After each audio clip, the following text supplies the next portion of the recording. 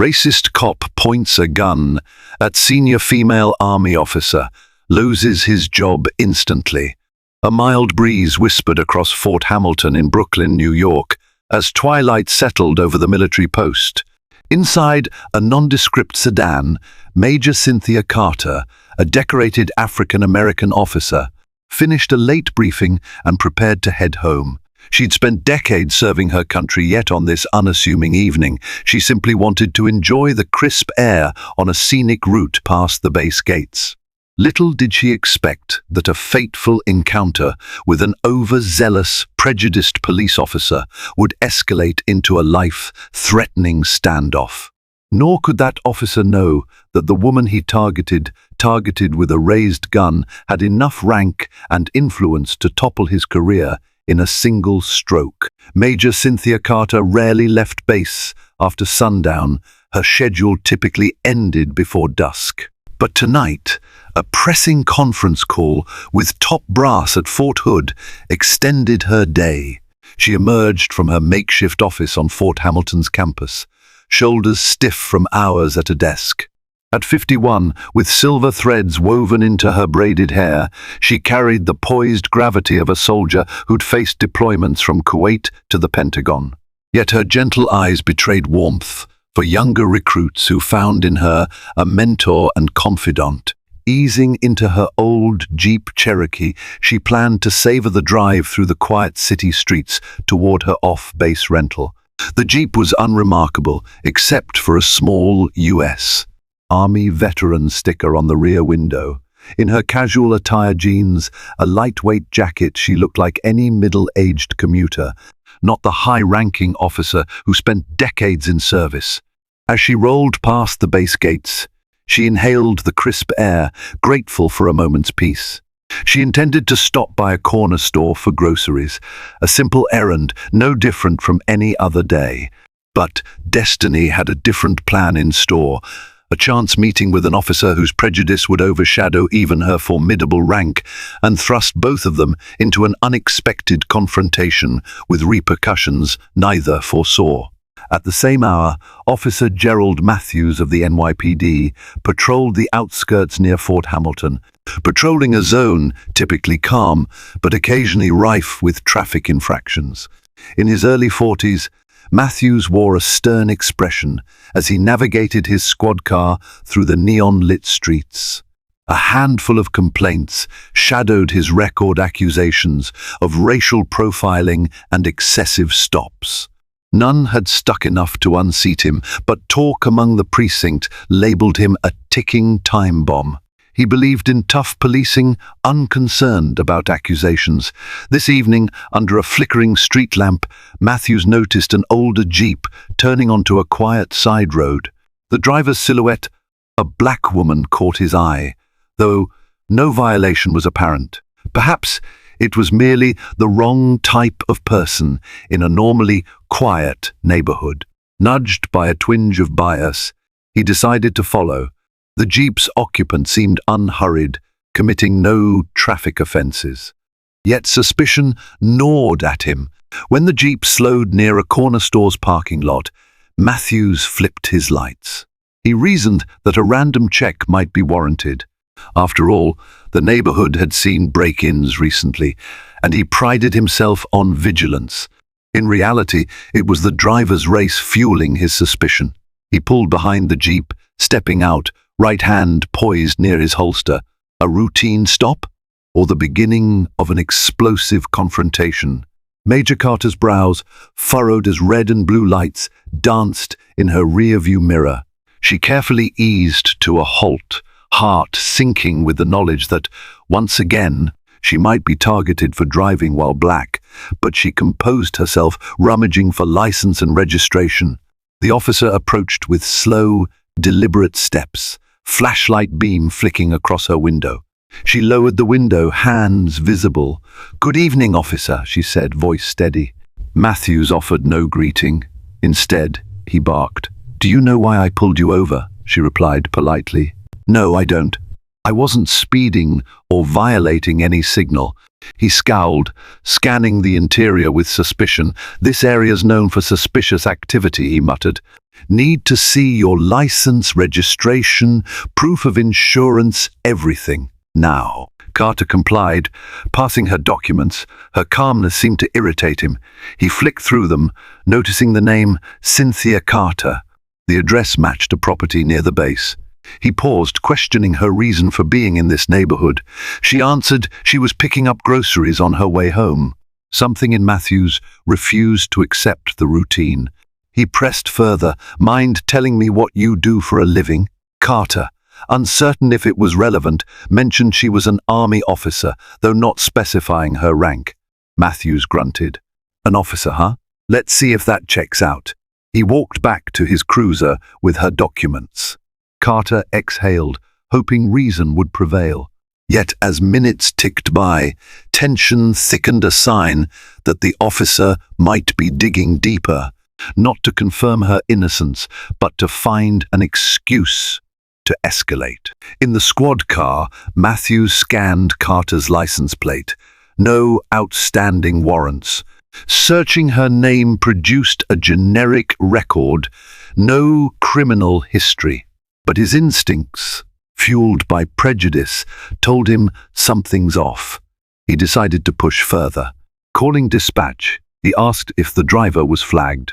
The uninterested dispatcher responded negative, but he demanded a more thorough check, referencing a possible stolen vehicle. That suspicion was baseless, but he insisted. Meanwhile, Carter waited, tension in her chest. She recalled her decades of training on how to remain calm under threat in war zones, or dealing with volatile negotiations. She never expected to use those skills in a routine traffic stop stateside. She kept her hands on the wheel, recalling warnings from her father. Never make sudden moves. She felt that old fear creeping, even with all her rank. If an officer is determined to see her as a threat, rank might not protect her. Suddenly Matthews returned with a hardened stare. "Step out of the vehicle," he commanded. Carter, perplexed, asked, "Why? Is there a problem with my license?" He snapped. "I said, step out now." Sensing aggression, Carter slowly complied, her mind spinning. She considered revealing her rank, major in the army. Would that calm him or inflame him further? As Carter opened the door, her heart pounded. She recalled 1,000 military training exercises, but none prepared her for the possibility that an American police officer might target her. She rose from the jeep, hands visible. Matthews suddenly shouted, "Keep your hands where I can see them." Then, in a shocking move, he unholstered his sidearm, training it on her. The muzzle glinted in the faint streetlight. A gasp escaped Carter's lips. For a second, time froze. She, a senior officer who'd faced threats overseas, found herself at the receiving end of domestic terror. She lifted her palms up, voice trembling. "Officer, there's no need for a weapon."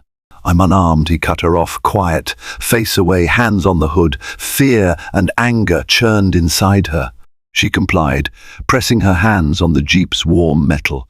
In her mind, she weighed the best approach to defuse him. Her ID stated major, but perhaps he hadn't noticed. Or didn't care. Adrenaline soared in Matthews. He believed he'd found a suspect to corner, ignoring logic or her unthreatening manner. Meanwhile, a few passers-by spotted the scene, some pulling out phones to record. Carter felt the situation tipping toward lethal. If he panics, he might fire.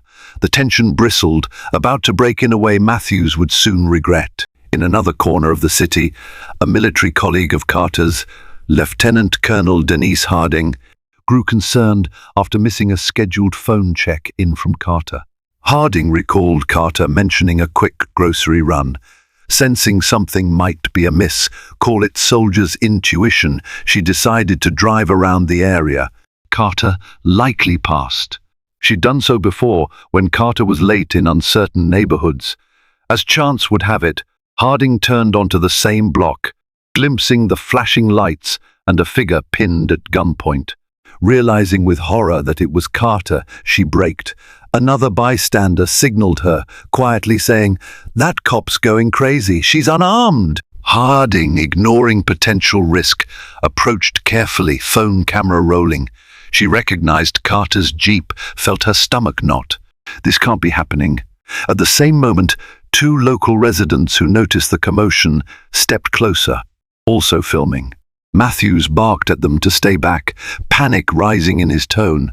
The presence of watchers with cameras might undermine his ability to spin a false narrative. Carter remained stoic, pressing her hands on the hood, forcibly controlling her breathing. Sensing that someone was behind him, Matthews turned, weapon still drawn, only to see multiple lenses capturing his every move. The confrontation was about to escalate, unveiling Carter's rank in the most dramatic fashion. Harding stepped forward, voice loud and clear. "Officer, that woman is Major Cynthia Carter, United States Army. Stand down." Matthews spun, confusion crossing his face. "Major, what the?" He reeled, uncertain whether to believe it. Carter, still pinned, voice shaking but firm, said, "Yes, I'm Major Carter, USARMY. My rank and ID are in my wallet, which you refused to examine carefully." Matthews frowned, scanning her for insignia. She had no uniform on, but Harding pulled out her own credentials, brandishing them for the onlookers and cameras to see. A hush fell. Bystanders stared, some whispering in astonishment. Matthews' grip on his gun faltered. The weight of his action pressed him. He had a loaded gun on a high-ranking military officer. The ramifications were unthinkable. Yet he hesitated, the ingrained prejudice warring with the sudden realization. Carter demanded, "Officer, lower your weapon, now." Another bystander murmured, "He's done for." Cameras continued rolling, capturing the unfolding drama. Moments later, Matthews, blinking sweat from his eyes, slowly lowered the gun. The tension in the air began to dissipate. Carter remained in place, struggling to compose herself.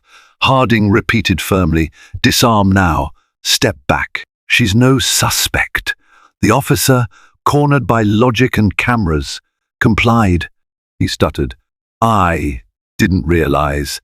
She didn't identify herself clearly." A feeble excuse that no one believed. The crowd's stare grew heavier, anticipating the repercussions about to crash down on him. Once the gun lowered, Carter turned, hands trembling with controlled anger. Freed from the immediate threat, she met Matthews' gaze, a withering look that spoke volumes. The onlookers inched closer, freed from the officer's intimidation, a few openly voiced condemnation. "How dare you pull a gun on a woman for no reason?" Another demanded, "Don't you see she's an army major? Have some respect." Harding stepped between them, bristling with protective rage. "You nearly shot a senior army officer, you maniac," she spat. Matthews stammered, "I was there," was suspicious behavior, but each word rung hollow. Bystanders kept filming, murmuring how vile the act was. People recognized the significance. An unprovoked officer assault on a high-ranking black female officer was a scandal waiting to explode. The tension soared, though no physical violence erupted from the crowd. Instead, moral condemnation hammered Matthews. He tried to retort, "I was just following procedure," but the watchers retorted with scorn. Another man barked, "That's no procedure, that's racism." The swirling condemnation overshadowed Matthews, who realized any attempt to salvage his image was futile. He stepped back, panting, senses swirling with dread. Meanwhile, Carter exhaled a shaky breath, determined not to let fury overshadow her next steps. She recognized the path forward was clear, hold him accountable through official channels. The spree of condemnation from the crowd was only the beginning. Social media posts from that night spread swiftly. By dawn, short clips of Matthews pointing a gun at Carter circulated, amassing thousands of retweets. The tags #ArmyMajor, #Carter, and #RacistCop trended regionally. Local news channels ran segments featuring eyewitness interviews. The next morning, the NYPD's leadership was blindsided by demands for immediate answers. They discovered that the victim was Major Cynthia Carter, a high-profile Army officer who once served on a joint task force with local Homeland Security. The severity of the offense soared exponentially. Within hours, the police commissioner convened an emergency meeting. They recognized the unstoppable PR crisis. A uniformed officer pulling a gun on a black army officer for suspicion was indefensible. The mayor's office called for swift action, worrying about public protests. As the tide of uproar grew, the Internal Affairs Unit launched an expedited investigation. Evidence was overwhelming: multiple phone videos, direct testimonies from Harding, from Carter herself, from onlookers. By midday, an official statement from the NYPD said Officer Matthews was suspended without pay, pending an investigation. On social media, critics called it a mere half-step, demanding immediate termination. The department promised a final decision soon. Meanwhile, Carter faced a barrage of calls from the Army's PR staff, ensuring her well-being and offering to back any legal recourse. The wave was unstoppable. The question wasn't if Matthews would lose his job, but how swiftly. Major Carter, though shaken, refused to remain a silent victim. She'd seen too many injustices hushed. Advised by Army Legal Counsel, she filed an official complaint with the Civilian Complaint Review Board (CCRB) and also signaled intent to press civil charges. Harding, ever supportive, offered witness statements. Even among the Army's chain of command, Carter's story spurred calls for the city to ensure justice. Simultaneously, local politicians reached out to Carter, lauding her restraint. Some invited her to speak at a city council hearing on policing. She accepted, hoping to spotlight how even her rank and achievements didn't protect her from racism. The hearing was packed, with community leaders, civil rights advocates, and citizens demanding real reform. Carter's testimony was calm but devastating, recounting how Matthews brandished his weapon over a trivial pretext. The hush in the chamber was profound. Some council members openly moved to tears. As the hearing ended, the council signaled readiness to propose new guidelines for stop and approach incidents. Carter left feeling her ordeal might yield positive changes. Meanwhile, Harding reported that the Army recognized Carter's bravery in diffusing the conflict, quietly awarding her a commendation for exemplary conduct under threat. Yet Carter's real satisfaction lay in the knowledge that accountability for Matthews was near. She'd push until final closure. Officer Matthews, relegated to indefinite suspension, watched his life unravel. The union's attorney found it near impossible to defend him, given the avalanche of damning evidence. The leaked phone recordings from onlookers, showing him cursing and brandishing a gun at a cooperative woman, left no doubt. Meanwhile, departmental higher-ups, eager to contain the scandal, distanced themselves from Matthews, labeling him an outlier. He retreated to a dingy motel in the outskirts, battered by phone calls from reporters. A cousin, who once believed his claims about dangerous criminals, scolded him for stepping so far out of line. Even neighbors posted disclaimers, not wanting to be associated with his fiasco. At night, he scrolled through hateful online comments calling him racist and incompetent. Some threatened boycotts of the precinct if he wasn't fired. Desperate, Matthews tried to reach Carter to apologize or claim misunderstanding, but all channels were blocked. She refused direct contact, letting the legal process speak. The union rep hammered him with the reality: "We can't salvage your job." The city's leaning toward immediate termination. And with Carter's civil suit likely looming, he faced financial ruin, losing pension benefits. The very power he'd abused was now devouring him. In that final isolation, he realized the unstoppable consequences of his prejudice. 2 weeks post-incident, the NYPD commissioner held a press briefing. Cameras lined the dais, reporters eager for the official verdict. In a measured statement, the commissioner declared Officer Matthews was dismissed effective immediately, citing gross misconduct, use of excessive force, and racial bias. The internal investigation concluded that Matthews had no credible reason to brandish a weapon. The department apologized to Major Carter, reaffirming a zero-tolerance approach to such bigotry.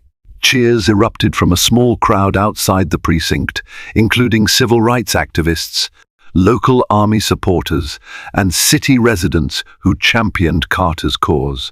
Meanwhile, Matthews sat alone in his motel, TV flickering with coverage of his firing.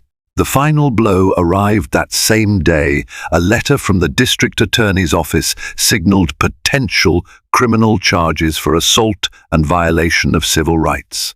All he'd dreaded had come true, triggered by one unstoppable wave of public, political, and moral condemnation. Simultaneously, the Army's high command praised Carter for her composure, sending an open letter acknowledging her remarkable calm under direct threat. That evening, Carter quietly read the departmental announcement. She felt relief, though tempered by sadness that such extremes were required for accountability. She remembered the bullet that could have ended her life. If not for the watchful eyes of bystanders and her immediate reveal as a major, she might have become another unarmed victim in a tragic headline. For now, justice advanced, albeit at a painful cost. With Matthews gone, city officials seized the momentum to re-examine broader policies. The mayor's office proposed new training modules on implicit bias, mandatory body cams for all on-duty officers, and a revised complaints process making it easier for victims to press charges. Civil rights advocates lauded these steps, though many insisted more radical reforms were necessary. The phrase, "If it can happen to an army major, it can happen to anyone," circulated widely on social media, fueling deeper reflection. Nationally, the story gained traction. News outlets interviewed Carter, praising her dignified response. She used her platform to highlight how rank or status can't fully shield a black individual from racial profiling. Her humility and sincerity struck a chord, galvanizing other minority service members to share their experiences of prejudice even while serving their country. Meanwhile, the local community near Fort Hamilton recognized Carter as a respected figure. Local veterans groups rallied behind her, forging dialogues with the police about bridging the trust gap. Some younger black officers felt inspired, hoping the department's new direction might curb future incidents. Carter's ordeal had, ironically, sparked a wave of introspection, ensuring Matthews' downfall wasn't in vain. The city inched toward a future more mindful of equality, albeit with a long road ahead. In a quiet ceremony at Fort Hamilton, the commanding general recognized Carter with a commendation for courageous conduct in civic life. Surrounded by fellow soldiers, Carter felt a mix of pride and sorrow. She accepted the plaque, addressing the small crowd. "We stand for this nation abroad, but we must also stand for justice at home. My experience is one among many, but I hope it leads to greater accountability in every uniform." Applause rippled.